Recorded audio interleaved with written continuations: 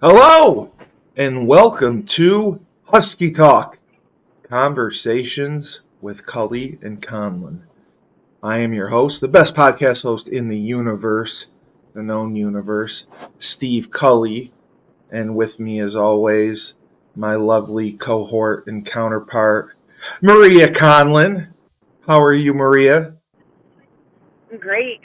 As I said off air, I'm just peachy today. It's only Yeah, Monday, and I feel like I've already been through it this week. So yeah, yeah, yeah. It's been long. It's been long. yeah, Um, so you had a couple games since we talked last week, and you got to play UMass Boston or your rivals, Eastern Connecticut State, yep, yep, and then that's why you were in glorious Maine during the Super Bowl. yeah. So we played Eastern last Wednesday.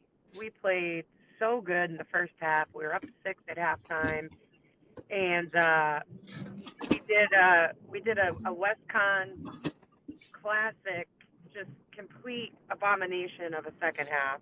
That seems to be our thing. We either play like really well in the first half and awful in the second, or like really awful in the first half and then really good in the second. We just can't seem to piece together 40 good minutes of basketball. I don't know. I'm Well, scratching my head constantly. it's It's tough. tough. It's been a really, really, really hard season for me. Of course, because you're You know, not you're not used to this. Yeah, and then we headed up Friday to play Southern Maine. They're really good. Um, and we hung in there for a little bit, but tough place to play. It's a long drive. Um, so then, yeah, we were up there for the weekend, Oh, and so yeah, was that an overnight? yeah, it was an overnight. Um, plus with the storm and everything. So yeah, so Right. then I got to watch. I ended my weekend watching, in my opinion, one of the worst Super Bowls I've ever That's seen what in my life. I was going to ask you about that. It's like just when you thought sports couldn't get worse, they got worse. Like I wasn't mad that the Eagles won. Like I actually was rooting for the Eagles. I just wanted it to be a game. And I went into like halftime thinking like Patrick Mahomes is shaving points. Like he must have bet like 30 million on the Eagles spread winning and covering, because it just made no sense to me. Some of the balls he threw, not dancing around the pocket like he normally does. It was just an awful, awful Super Bowl. Well, as I said, the Chiefs were living on the edge all season long. Yeah, we They knew they that, they right? they won 11 games, 11 or 12 games out of 17 by they were one score games that they Yep, won. yep. And they statistically, we talked about it yesterday on another podcast. Statistically, it was Patrick Mahomes' worst season ever as far Yep. as yardage, touchdowns, interceptions.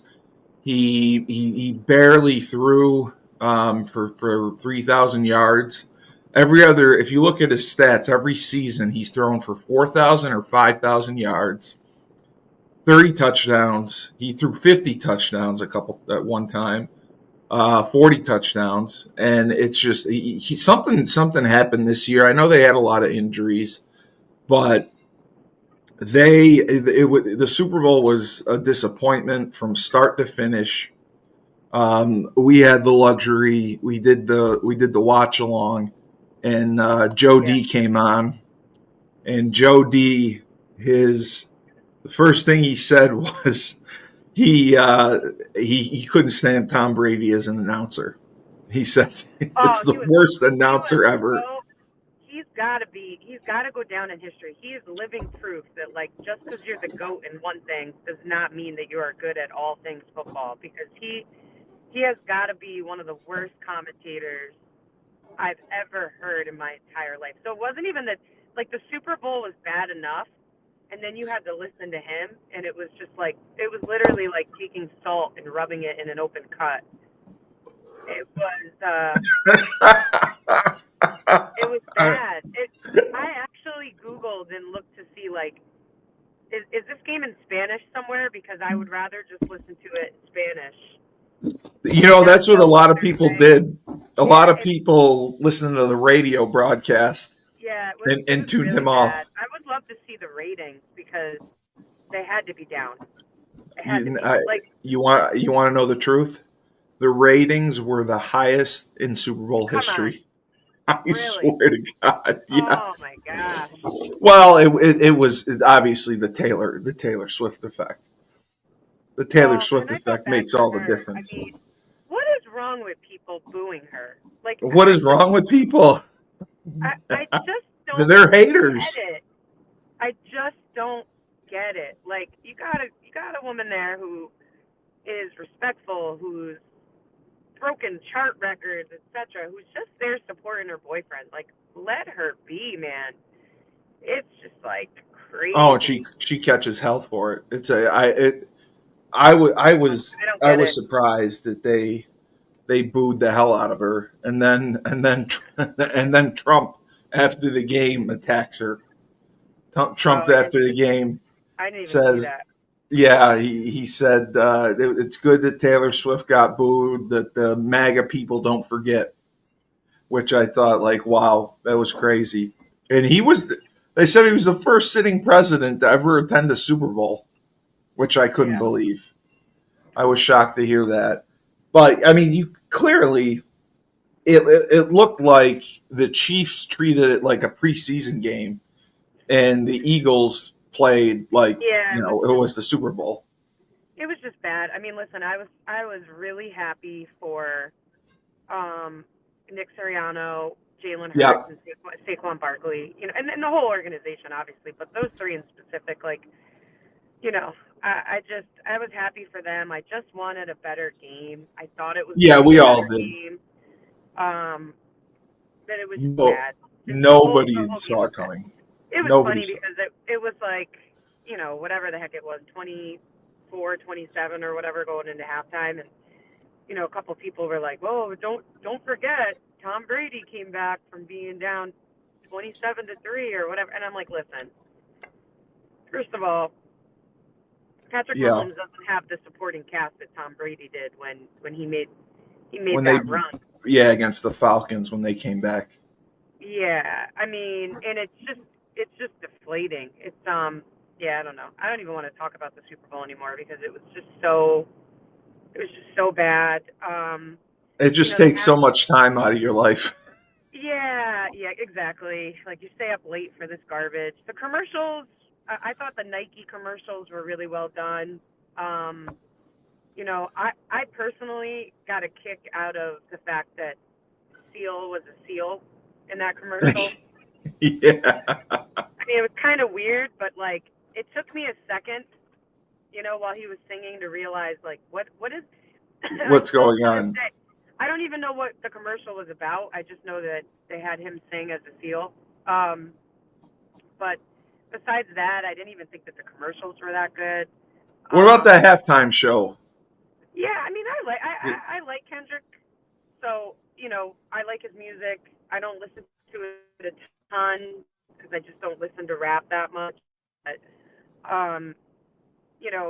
I understood the symbolism as it was going on. I know it's been a big hot topic on social media, and I don't really get into Right. the politics of that. I thought the dancing was really cool. It was what it was. I didn't think it was a bad. I mean, it's probably the first solo act that we've seen in a while, right? Like, normally, like the last couple of Super Bowls, it's been like a couple of artists. Right. Right. Like, I'm always impressed that someone can rap and move and dance for 14 minutes straight and remember all that stuff. So I was impressed. But yeah, I don't know. It's definitely a Super Bowl I'll forget. That's for sure.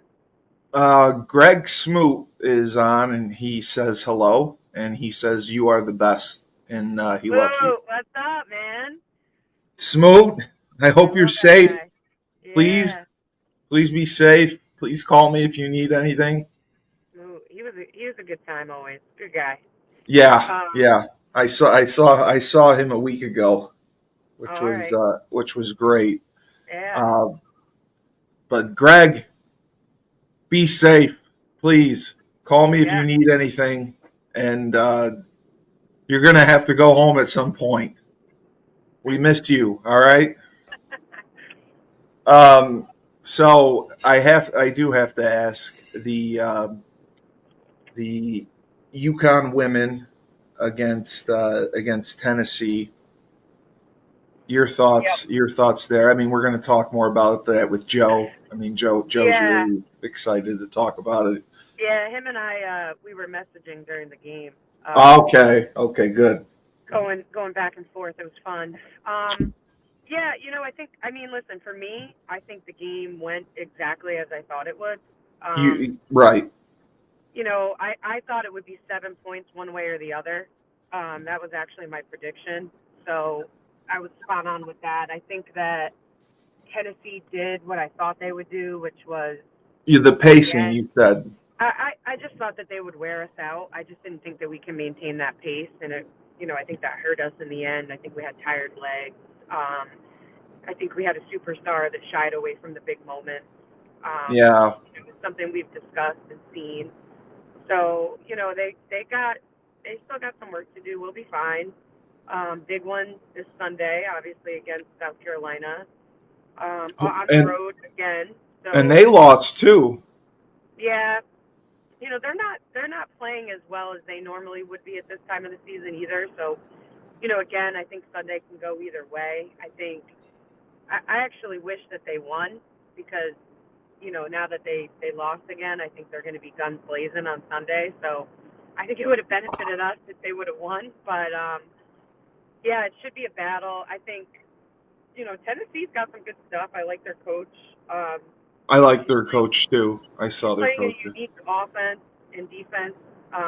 It was like watching a hockey match. It was like line switches every 90 seconds. But I think for the players, it's got to be fun, right? Because no matter where you kind of stand in the lineup or from an option perspective, you're getting some minutes. So I think that's exciting. But I think UConn's got to figure some stuff out, Yeah, and pretty quickly too. and they played KK quite a bit, like you said. So I think with the pacing, yeah, I they mean that pace, yeah, that pace fits her well. I said that going into the game last week. I thought that she would get some more minutes. right. And she kind of thrives in that situation where they're playing really fast. Um, so I wasn't surprised that she played well, because that's kind of the way she plays all the time. But I just didn't think it was sustainable. Like I was surprised that we pressed them a little bit in the beginning. Right. Trying to fight fire with fire. Not that I thought it was a bad decision to do that. I just worried about our depth and our legs at the end of the game. Um, Well, and you which you you had said is exactly what happened. I just think that we ran out of gas.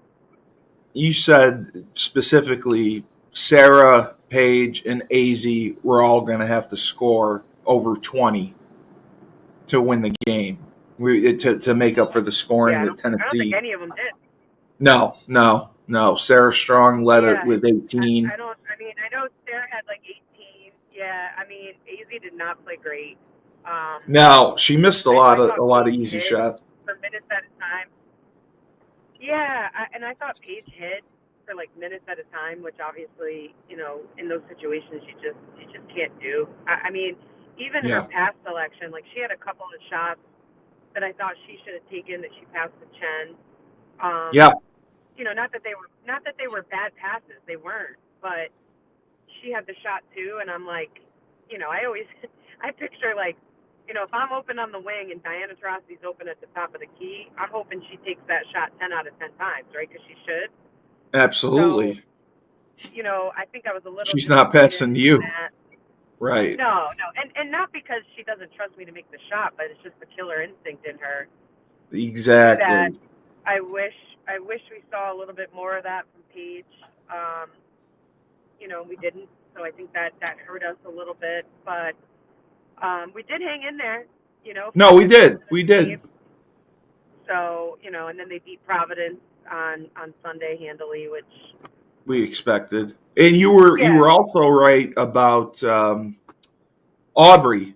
They played Aubrey quite a bit in the yeah, game. again, her You got the length and minutes. her athleticism. I didn't think that they were going to be able to sustain playing El Afi that much. Ike Brady's Which they out for didn't. 3 to 4 Yep. weeks. So, again, we're in a situation where we really have one post player again. Right. Um, Right. So it's a little scary, I think, going into Sunday, because I do think El Afi is going to have to play a lot of minutes against Kit. Because you said South Carolina has two good bigs, right? Well, they got one main big Yeah. in Kit that plays a lot of minutes, who's pretty good. So I think that when she's in the game, you're going to have to go with El Afi. I do think Sarah Shawn can guard her as well. So, I could see us going small, but, without a reserve of Ice Brady off the bench, Yeah. to be another solid big, I think Sarah's going to have to play a lot of minutes at the 5 on Sunday. So, Right. Right. we'll see how that goes. Yeah, so it's a tough week. Yeah, I mean, and the thing that was a killer, I mean, she had 5 turnovers against Tennessee as well. You can't turn the ball over against a good team like Tennessee. And, AZ And had they 3 turn people turnovers. over. They turn people over a lot. That's kind of their style. But I feel like some of our turnovers came at really bad moments, right? Like Critical, yeah. turnovers are timing. It's you never want to lose a possession, but if you're losing possessions in crucial times, it's even worse. So.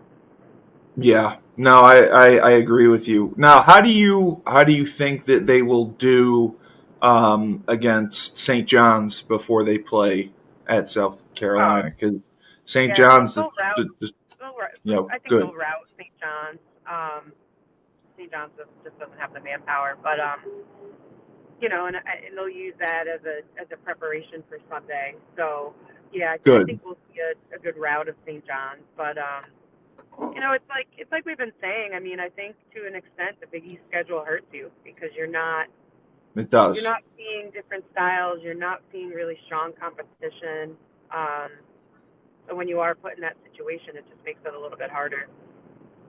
100%, 100%. And there were some rumblings going on that Dave pointed out about us possibly joining the Big 12 or the Pac-12. Sorry, the Pac-12, which I think is outrageous. That's way too long, way too far trips. And I know it'd be you got to get into a Power 5 conference. But the Pac-12, I don't see. They want us obviously for more for basketball than football. But do you think that's something that's viable to actually go into the Pac-12, the revamped one? It's going to be all the Mountain West teams and Boise State. I mean, again, does it make it that much better of a competition for basketball? I don't know. I just think that it's a lot on the budget and on the bottom line. It's longer trips, all this other stuff. It's a lot of travel. Yeah, that's a lot up. of travel. So no, I mean, would I love to see us get in a better conference? Yes. Is that the answer? I don't think so, but who knows? Yeah, I don't think so. I don't think so either. So you guys, you played up at Southern Maine, and then did you stay overnight after the game? Yeah. Yep. Okay, so you stayed overnight after the game, and then you left on Sunday, or you stayed Sunday? Stayed, and yeah. Oh, that's okay. So Yesterday that's why you watched the Super Bowl. It made for the longest Monday in the history of Monday. How far a drive is it? It's a little over 4 hours. Oh, good God. Yeah. So, and then I had to hitch up to Danbury for practice. So, We practiced last night. I'm heading up there now. Oh, okay. Afternoon. Okay, so you bust home Monday morning. You had Yeah, to go home, then come back for yeah, practice. Okay, I got you. yep, yep. And then I was looking. Okay, and then you play Play tomorrow Wednesday. Yeah, we play against Rhode Wednesday and Island. Saturday. Yeah, we have a tough back end here. Play. Was Rhode Island one of the teams that was ranked? Yeah, and they're second in the league. And then we play Keene Keen. State on Saturday. They're good too. That'll be senior day, and then we end the following Saturday at UMass Dartmouth, who's like 17th in the country. They're really, really good. So we got our work cut out for us the next week and a half. Oh, that's the team Dave's sister works for. You got to meet No, her. no, no. UMass Boston is Dave's Oh, it was sister. Boston. Okay. Yeah. Yep. And they weren't in your conference, or they are? No, they are. They are. They are. Okay. Yep. Yep. But I mean, you got. I mean, Nia struggled against Southern Maine. It was Malaysia who I guess played best. She scored 10 points, and Deanna scored 10 points. That was your Yeah, we main had a couple of direction. kids in double figures. No one really played great. It was we had a couple people play good in spurts, but nobody played off the charts for long periods of time. So Who do you see out of your group that I mean, because you have such a young group, who's developing more, and who do you see like getting better every day? Would you I think say everybody, honestly, like although the, our the record doesn't show it, we're right, a totally different team than we were in the beginning. Um, right? we just can't seem to piece stuff together for a full game. But I think from a development standpoint, everybody's improved a ton. Which is good. It's just you like to see it reflect in the win column, but They it's play all good in good. spurts. Yeah, Yeah. I Yep. see what you're saying. I see what you're saying. And you weren't able to go to the UConn Tennessee game, did you, or did you just watch it? No, well, it was at Tennessee, so I wouldn't have gone Oh, anyways. that's But right. I'm sorry, it was away. That's right. I got yeah, you. no, I watched it from home. It was actually a snow day that day here, so I was home all day and was able to watch it because if it didn't snow, I would have probably missed the first half because of practice and traveling home. But it was And early too. It was 6:30, which is yeah, I saw that. That was very strange to have a big game like that so early. yeah. Um, how was your podcast with Locked On? Oh, it was fine. It was quick. He asked me a couple of questions about just from the rivalry standpoint, and just talking about the history of it. And, it's funny, like, Tennessee hasn't beat us since 2007, 7, right? so it's been 18 years since we lost to them, which is a long time. And they canceled the series after that, Yeah, yeah, which was there was a funny. big gap in there where we didn't play at all. So, I'm glad that the rivalry's back. I think it's good. I think it's good for the sport to see two of the more decorated programs play against each other again. Now, is it going to be? I mean, is it signed as like a home and home for the next 2 years, or is it 4 years? You I think? think so. I think it's definitely Yeah, for good. probably for two. I don't know if it was a 4-year deal, but I mean I think it's good for the sport that they play, and Tennessee is now back to a spot from a program perspective where it makes sense to play them again. Yeah. So And did you get a chance at all to watch any of the Unrivaled, the 3-on-3 league? yeah, I've watched a little bit of it. I don't know. I find it like I watched the one of the first games and I thought it was cool, and now I've watched a couple more and it's okay. It's a little boring in my opinion, but It is yeah, I think so. I don't know.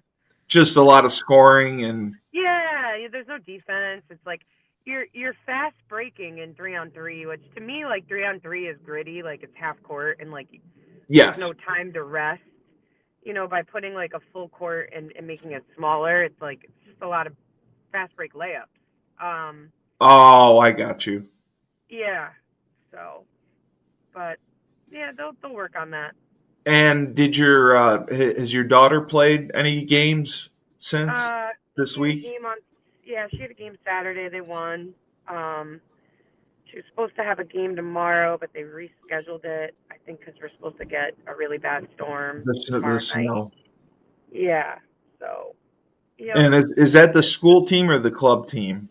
That's the school team. She's only playing That's for her school team right now. and they're doing pretty well. Yeah. Yeah. They're doing good. They don't go to the playoffs or anything, right? Everybody goes to the playoffs. Oh, they do. Okay. Yeah, and then that's it. She should be done in a couple of weeks. It's crazy to think that like basketball season's almost over. I March is right know. around the corner. It's crazy. I feel like I it just know. started. So For Division III, when would the tournament start? 2 weeks. Oh, okay. I got you. I got You you. I got got league you. tournaments, and then right after that, you got similar timing to everybody else. So the last thing I wanted to ask you, because Shane Stafford was on Sunday, and we got into a little bit of a debate over some of the Yeah. best players in UConn, and Yep. I obviously go with Diana. I say it's D all the way. She had that killer instinct. She put the team on their back if necessary and go with it. And Shane referenced Nikisha Sales, Rebecca Lobo. He sees them in a better light than D. He even sees Sue being better than D. Um, I mean, I could see Sue and D on the same level, maybe, but I just don't think there's anything better. I mean, I don't think anyone comes close to D. Maybe Maya Moore, but Are we talking? Are we talking UConn's greatest? yeah, Yeah. I mean, listen. I really think there's three people that are in the conversation from my perspective. I think D is one. yeah. I think Stewie is another, and I think Maya Moore is another. Oh, From a Stewie. talent, Okay. yeah, I mean, from a talent and just a winning perspective, it's hard to argue with Stewie because she has 4 national championships. Um, Yeah. Oh, do I think? exactly. That's unmatched. Yeah, I mean, I still think Diana's the greatest to ever come through UConn. I would put probably Stewie at a close second, and I would put Maya at third. I think, people like Sue and Nikisha, um, Rebecca, you can go Yeah. to Shay, Svetlana. They're all in the mix, but I think those are your top three for sure. Yeah. Yeah. I agree. I agree. I just wanted to have something to prove to Yeah, Shane that yeah. I would tell Shane that he's got this one wrong. I just I think those three are the ones that both from an individual and a team perspective and what they did at the program are just unmatched. yeah, and you know personally because you were able to play with one of them, so or two Two of of them. them. Yeah, Yeah. two of them. Two of So them. that makes all the difference. All Yep. right. Well, any shows you're watching? Anything you've been able to watch? I know you've You been know what? busy, so I've been, on the bus. I binged some stuff. I actually just went back and started 24 again. I haven't even seen it mm. all the way through, but I've been kind of binging that. So there's a new show out on Hulu called Paradise. You should definitely check that out. It's really good. Oh, Um, okay. yeah. I'll definitely do that for sure. I'll definitely do that for sure. All right. I just have to thank our sponsors, Procyon Partners. They are one of the top 50 fastest growing companies in the nation. They specialize in wealth management, employee benefits, and retirement planning. And President Sean Rabinowitz is a proud supporter of Husky Talk. You will hear from them. You will hear from Pete Finch in the Finch Law Firm. He has fought legal battles all over the state. And if you suffered any type of personal injury, slip and fall, construction, whatever, car accident, the Finch firm is for you. In a pinch, call Finch. We have Ned Von Young. started the Fresh Fold Laundry Co. It's amazing. They have a subscription model. You can make appointments online. They wash, dry, and fold your laundry in land speed records. It's amazing. We wish Ned Von luck in his new venture, and you will also hear from him. And then we have Green Street Trust International. Renell Jump and his team specialize in tax planning. They will save you money, or they will get you a surprise return. You can schedule your free tax or strategic tax planning session at greenstreettrust.com, www.greenstreettrust.com. Dynamic Human Performance, Andre Dixon, best of the best. If you want to train, if you want to get better, boys and girls of all ages, located in Hartford, 5,000 square foot facility, state of the art. Andre is a legendary running back at UConn, and he will get you better. He sent kids to school on scholarship. He's the guy you want to work with in Hartford. And if you happen to live in Decatur, Georgia, Julius Williams runs the Trench Mob.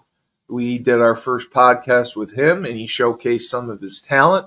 If you're an offensive and defensive lineman and you want to improve and be great, go to the Trench Mob. It's www.battleofthetrenches.com. We watched film on some of his young top prospects. They are incredible, and they already have scholarship offers. You want to play Division I? You want to get a scholarship? You go to Julius, the Trench Mob, Julius Trenches Williams. And for Miss Maria Conlon, thank you so much. Thank you so much, and we wish you well this week. Try to get some rest, and I know you're not going to enjoy Valentine's Day, but we'll enjoy talking some Husky hoops tomorrow. Look forward to seeing you then. Maria Conlon, UConn basketball, women's basketball legend, and head women's basketball coach at Western Connecticut State University. I am Steve Cully, the best podcast host in the universe. This has been Husky Talk Conversations with Cully and Conlon. Greg Smoot, we love you. Greg Smoot, stay safe. Greg Smoot, please be okay. We miss you. Take care.